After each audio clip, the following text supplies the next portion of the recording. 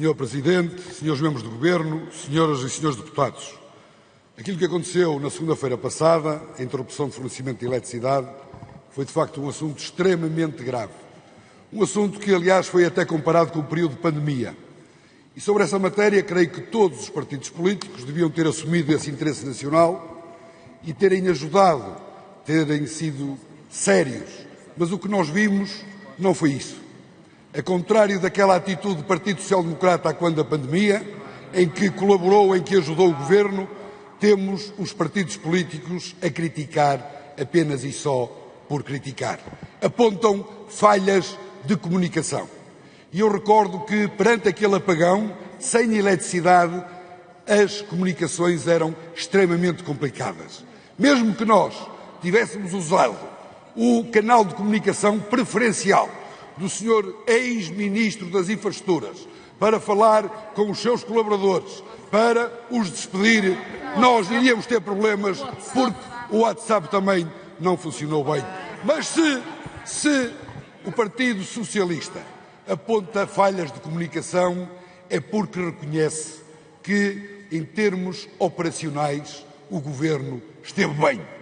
Foi um Governo presente, foi um Governo competente, foi um Governo eficiente.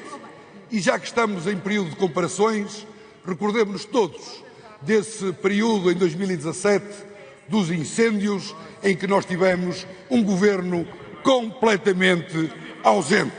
E, portanto, senhoras e senhores deputados, pior do que falhas na comunicação, que eu admito que possamos ter tido por parte do Governo, há pior do que isso. Há o facto de termos partidos a comunicar com base em falsidades, em mentiras, em questões que, na realidade, nunca aconteceram. Em primeiro lugar, o apagão começou em Espanha, não em Portugal. Não por causa de nenhuma instalação energética de origem renovável. Em segundo lugar, em Portugal, este problema resume-se apenas e só ao transporte de energia elétrica, não à sua produção. Por isso, nunca esteve em causa a soberania nacional em termos de energia. E, portanto, aos senhores deputados, aquilo que se pede é seriedade.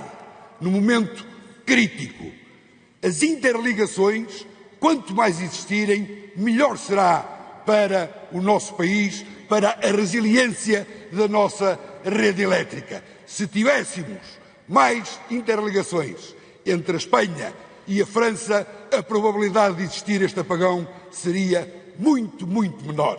E aqui recordo, também, já que estamos em período de comparações, o trabalho notável que foi feito pelo Governo do Partido Social Democrata, liderado por Pedro Passos Coelho, que lançou as bases para que pudéssemos ter um incremento dessas interligações elétricas entre a Ibéria e a França.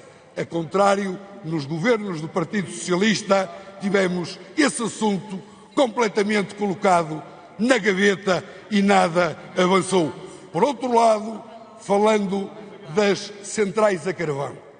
As centrais a carvão que foram desmanteladas e bem desmanteladas, se estivessem a funcionar, não teríamos evitado o apagão. Mais do que